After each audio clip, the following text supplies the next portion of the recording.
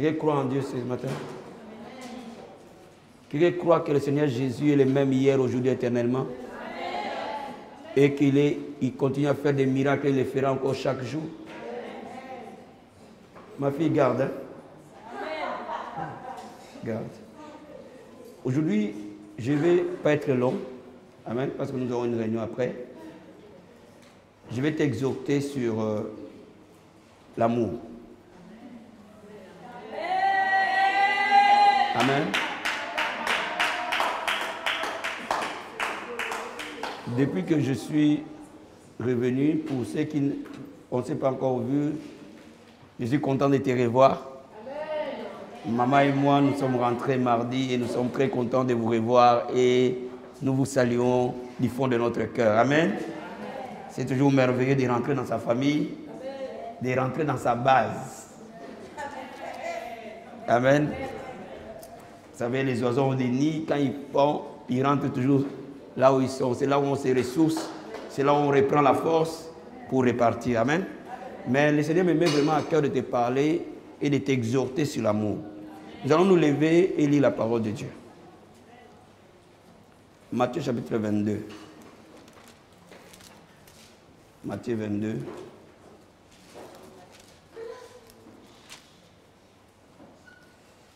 Versets 34 à 40. 22, 34 à 40.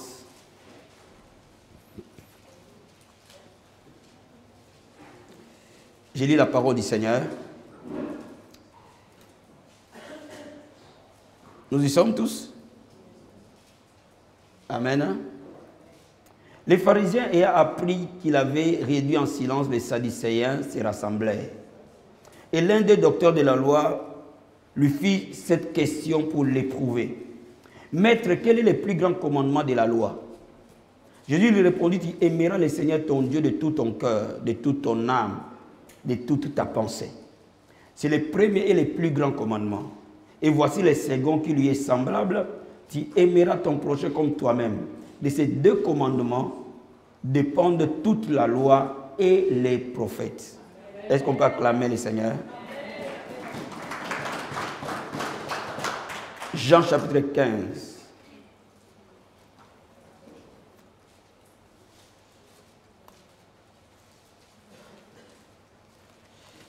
Jean chapitre 15, verset 9.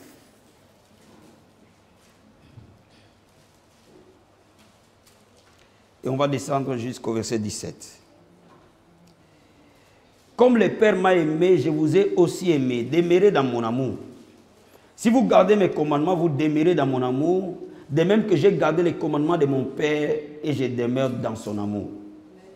Je vous ai dit ces choses afin que ma joie soit en vous et que votre joie soit parfaite. C'est ici mon commandement. Aimez-vous les uns les autres comme je vous ai aimé. Il n'y a pas de plus grand amour que de donner sa vie pour ses amis. Vous êtes mes amis si vous faites ce que je vous commande.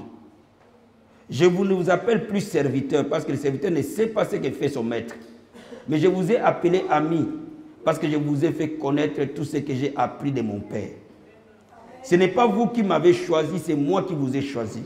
Je vous ai établi afin que vous alliez, que vous portiez des fruits et que votre fruit demeure. Afin que ce que vous demanderez au Père à mon nom, il vous le donne. Ce que je vous commande, c'est de vous aimer les uns les autres. Est-ce qu'on peut acclamer la parole du Seigneur? Veuillez vous asseoir, béni.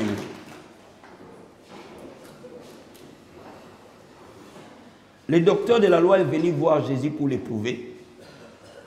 Il lui a posé la question, quel est le plus grand commandement de la parole de Dieu? Jésus a résumé toute cette Bible par un seul mot, l'amour. Donc, de Genèse à Apocalypse, la Bible est résumée par un seul mot, l'amour. Et Jésus dit que le commandement, les prophètes, la loi et les prophètes se résument à aimer. Donc celui qui aime pratique toute la loi.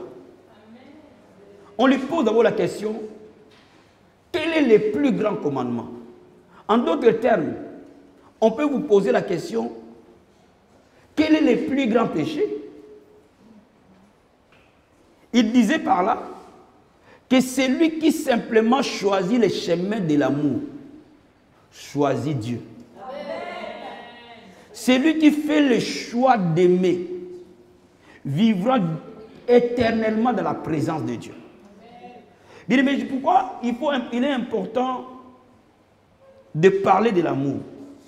Parce que le monde manque une seule chose, l'amour.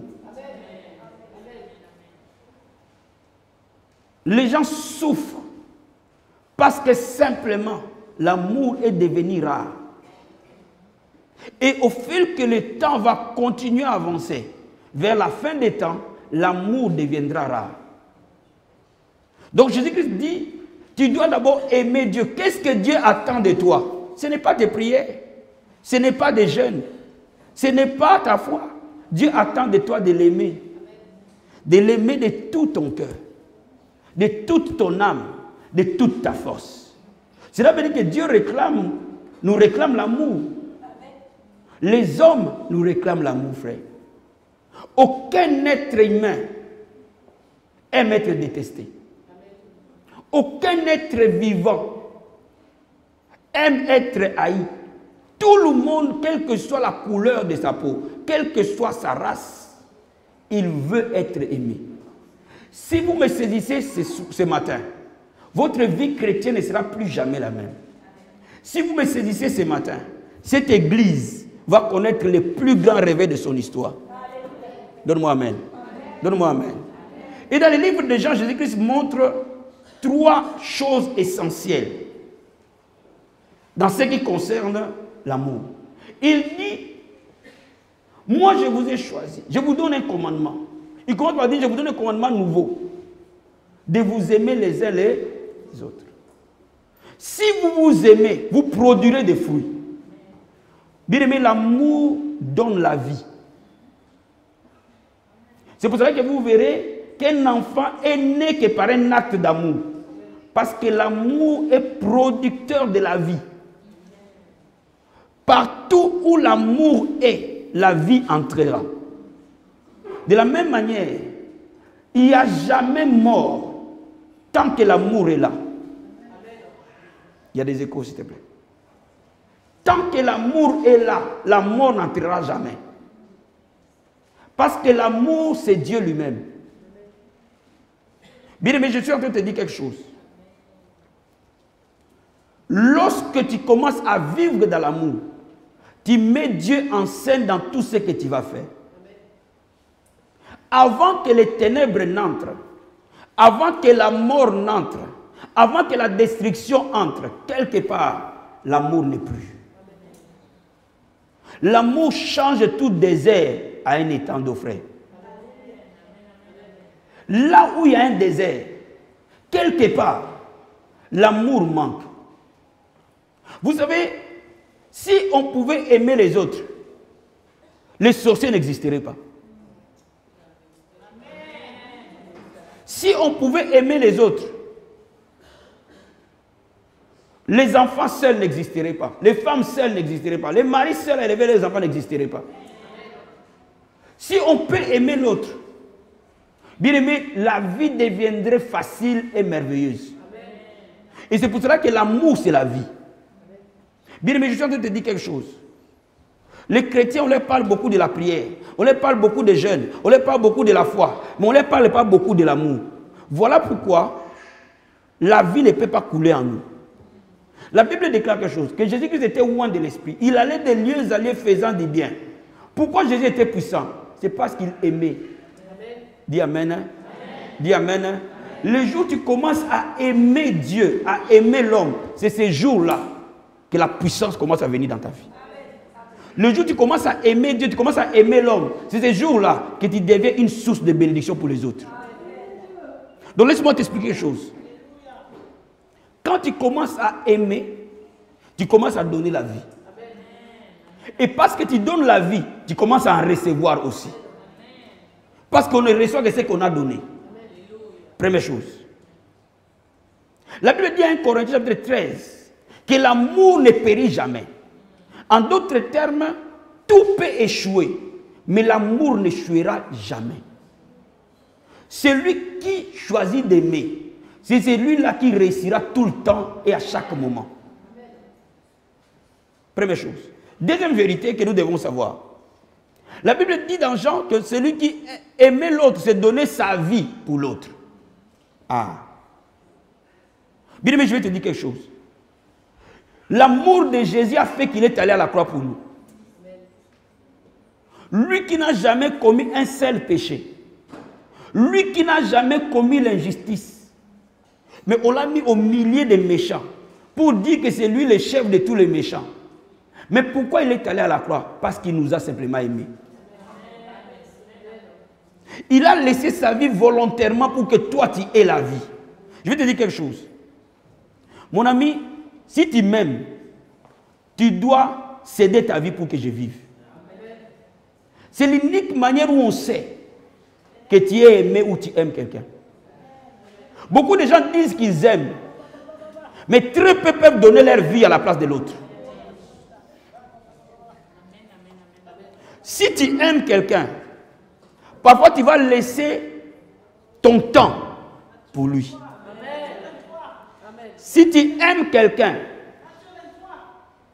parfois tu vas laisser.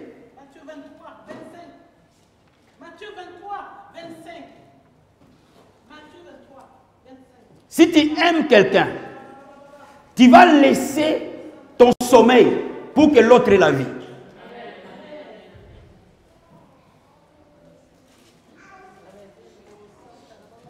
Bien aimé, je vais te donner un secret pour réussir.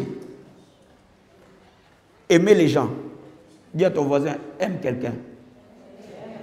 Aime les autres. Mais c'est très facile de dire que je vous aime. Si réellement tu m'aimes, alors tu vas donner ta vie pour moi. Et donner, vous comprenez ce que je dis? C'est bibliquement parlant.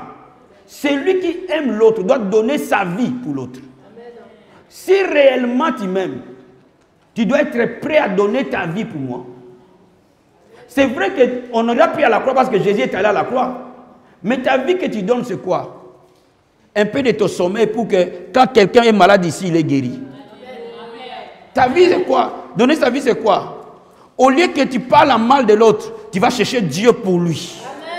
Vous savez, c'est à ce moment-là que l'église devient puissante. Vous savez pourquoi on me pose la question de savoir? Et on me l'a posé ce matin. Qu'il y a des moments quand je ne suis pas à l'église, il y a des gens qui ne viennent pas à l'église. Je vais vous expliquer pourquoi. Ce n'est pas bon. Ne faites jamais ça. Mais je vous explique. Il y a une chose qui attire les gens. C'est les aimer. Si vous commencez à aimer Maman Sabine, vous verrez que Maman Sabine viendra. L'aimer, c'est dit quoi? Parfois dormir à 3 h du matin pour elle, même quand elle ne sait pas que j'ai dormi à 3 h du matin pour elle. Dis Amen. Hein? Dis Amen. Hein? Dis Amen. Amen. Dis Amen. Amen. Dis Amen. Tu n'as pas besoin de faire des discours. Ta simple présence va l'attirer comme un aimant. Si tu veux réussir dans les choses de Dieu, il y a un seul chemin. Commence à aimer profondément les gens. L'église, si vous voulez connaître les plus grands réveils, il y a un seul chemin. Commence à aimer ceux qui sont opprimés. Commence à aimer ceux qui souffrent. Commence à aimer les cœurs abattus. Commence à aimer les gens difficiles. Commence à aimer les gens qui te critiquent. Commence à aimer les gens qui t'insultent. Commence à intercéder pour eux parce que tu ne peux pas prier pour quelqu'un si tu n'aimes pas la personne. Dis Amen. Dis Amen. Dis Amen. Le plus beau cadeau d'amour qu'on peut donner à quelqu'un, c'est prier pour lui. S'il y a un cadeau que je dois te donner à la fin de l'année, c'est de prier pour toi. Vous savez, si je te donne 2000 €, même ici, ça ne fera même pas 15 jours, 2000 €, ça va finir. Mais si je prie pour toi, tu auras 2000 € tout le temps de ta vie. C'est pour cela que la Bible déclare, celui qui aime doit donner sa vie. Plus vous montez en échelon d'élévation, plus vous devez avoir le plus haut niveau d'amour. Donne-moi amen. Donne-moi amen. Quand l'église vit dans l'amour, si un de nous est absent, on sait pertinemment qu'il est absent. Mais avant même que tu prennes ton téléphone pour l'appeler, tu intercèdes d'abord pour lui.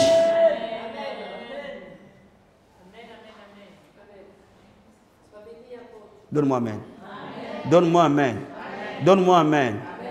Vous savez pourquoi les chrétiens ne sont pas puissants? Parce que les chrétiens sont entrés dans la notion du jugement. Quand vous regardez sur Internet, des gens qui insultent des pasteurs, ah, mon frère, n'ose pas faire ça. N'ose pas. N'ose pas. Tu tombes dans les jugements déjà. Il est le serviteur d'autrui. Dieu sait comment il peut les corriger. Dieu est capable de les corriger très très bien, plus que tes paroles. Parce que laisse-moi t'expliquer quelque chose. Si vous voyez quelqu'un appelé pasteur, honore-le, respecte-le. Aime-le. Parce que les prix qu'il paye, très peu de gens payent ça. Amen.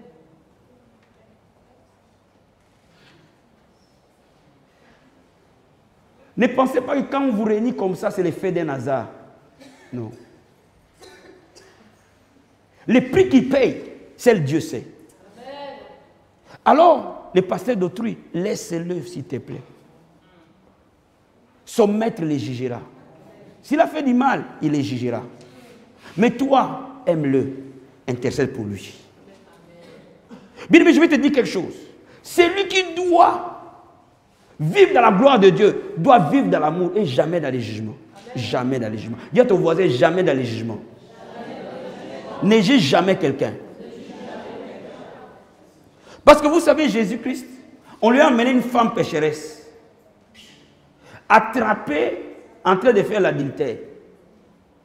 Oh, le jour où le Seigneur m'a révélé ce passage, j'ai été touché. Cette femme, on l'a attrapée, en train de faire l'adultère et on l'a amenée.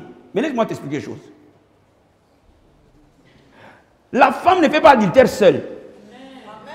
Donc il devait être à deux. Donc logiquement, les jugements n'est jamais vrai. Quand les gens jugent, c'est toujours pour jeter une pierre. S'ils devaient être justes eux-mêmes, ils devaient déjà amener la personne avec qui ils faisaient l'adultère. Mais vous savez pourquoi ils ne l'ont pas amené? Parce que c'était un chef. Bien aimé, je vais te dire quelque chose. Les gens tapent sur les faibles, mais toi tu protégeras les faibles. Les gens vont commencer à te détruire quand ils vont voir ta faiblesse. Les jours où tu seras faible, c'est ces jours-là que tu sauras qui sont tes amis et qui sont tes ennemis. Mais laisse-moi t'expliquer quelque chose. Parce que le monde frappera sur les faibles. Toi, tu es enfant de Dieu, tu protégeras les faibles. La mère de Lémuel lui dit, Lémuel, celui qu'on amène à la destruction, protège-le. Défends-le. C'est ça aimer. Pourquoi? Le chef qui a couché avec cette femme, on ne l'a pas amené parce qu'il était intouchable. Mais la femme était faible, on l'a amené. Alors, quand on l'amène devant Jésus-Christ, c'est pour l'accuser. Jésus savait qu'il était adultère. S'il y avait quelqu'un qui devait juger cette femme, c'est Jésus. Il dit, ma fille, moi non plus, je ne te juge pas. Si Jésus ne juge pas, à plus forte raison, toi et moi qui sommes pécheurs. Le diable nous amène sur un terrain de calomnie, de méchanceté, de paroles blessantes. Ces choses ne seront plus jamais ton lot. Parce que ta bouche doit sortir les bénédictions. Ta bouche doit sortir les oracles de l'Éternel. Ça ne peut pas sortir et les bénédictions et les malédictions à la fois. Donc si tu choisis de servir Dieu, si tu choisis d'aimer Dieu, alors de ta bouche, qu'il n'y ait que des bonnes choses, des paroles qui bénissent. Dis à ton voisin, ta bouche doit être que des paroles qui bénissent.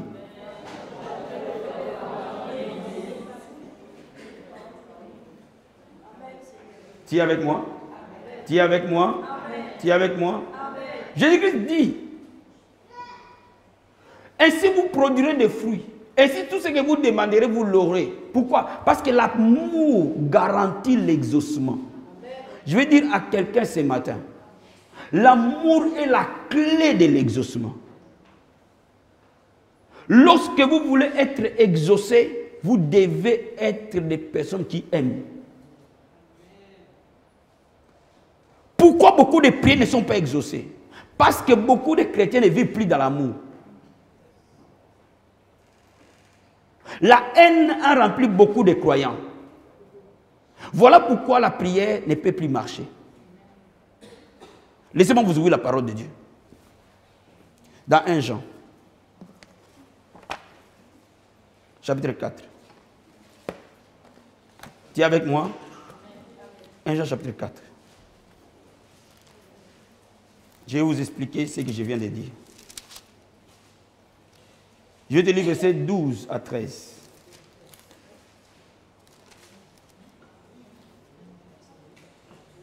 « 1 Jean 4, 12 à 13.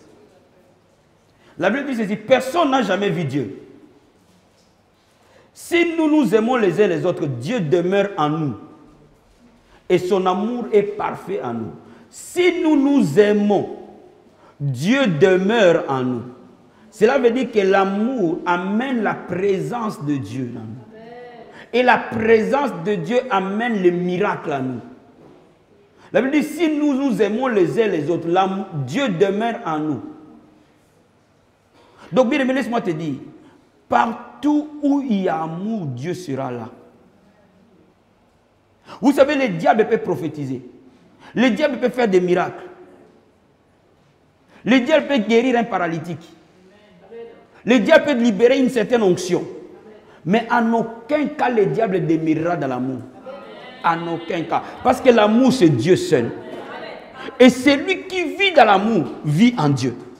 Donc je suis en train de te dire quelque part, mon frère.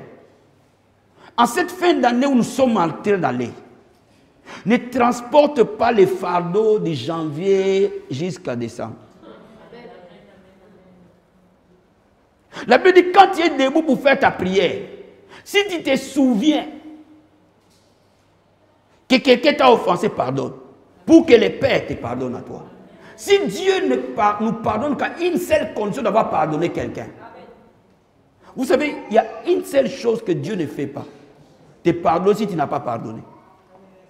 Et si toi tu n'as pas pardonné, donc tu as bloqué la communion avec Dieu.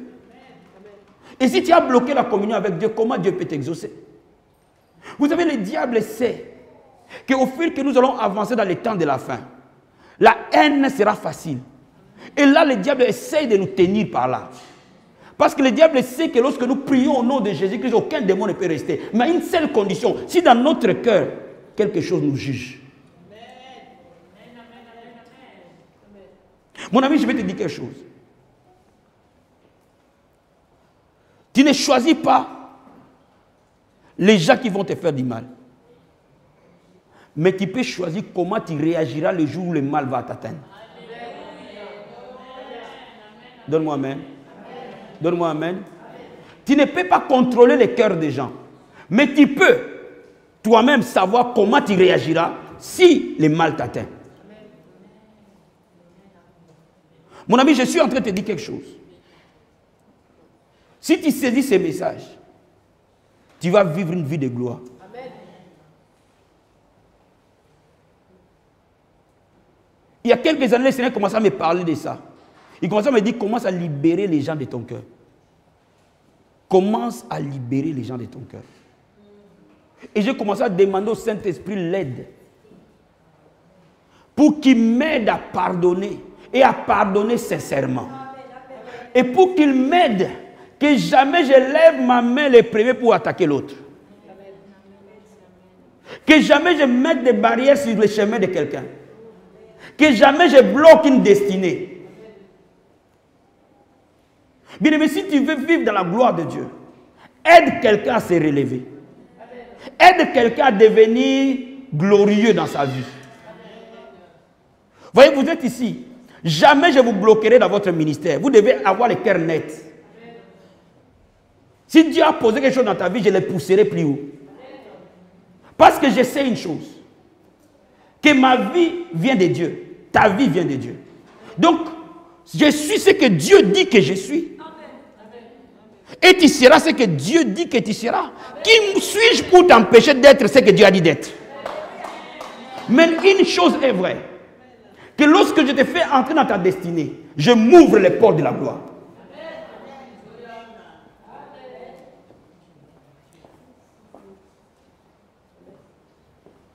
Ton devoir est de devenir une source de bénédiction pour les gens. Ton devoir est de devenir une source d'espoir pour les gens. Tu dois devenir une source de paix pour les gens et non une source de chagrin pour les gens. Quand vous ne vivez plus dans l'amour, vous devenez des sources de problèmes. Mais quand vous vivez dans l'amour, vous devenez des sources de solutions. Choisis d'être une source de solutions. Donne-moi amen. Hein. Donne-moi amen bien. Donne-moi amen très bien. Donne-moi amen très bien. Donc là où il y a l'amour, Dieu va demeurer là. Et vous allez voir que des petites prières auront de très grands résultats. Dieu sonde le cœur et les reins. C'est pour ça que je suis en train de te dire quelque chose. Les gens vont te faire du mal, il faut s'y attendre. Il y a une chose que je ne savais pas. Que les gens que tu peux aider peuvent te détruire au fait. Ça je l'ai appris dans les ministères. Vous savez, aujourd'hui, bien aimé, n'imitez pas les païens, s'il vous plaît. N'imitez pas les païens. Les chrétiens sont devenus plus païens que les païens. Non. Vous savez quoi? Protégez vos leaders. Ils donnent leur vie pour vous. Il y a des paroles parfois qui peuvent blesser quelqu'un et les détruire, les faire mourir. Vous devez savoir ce que vous dites aux gens. Vous pouvez être maître de vos propres paroles. Ne réagissez pas sous l'impulsion d'une colère ou d'une haine ou d'une pensée que tu as pour parler aux gens. Vous savez, les jours où on m'a informé que quand même je te donne à manger, non, ce jour-là, j'ai failli mourir. Faites attention, mes amis.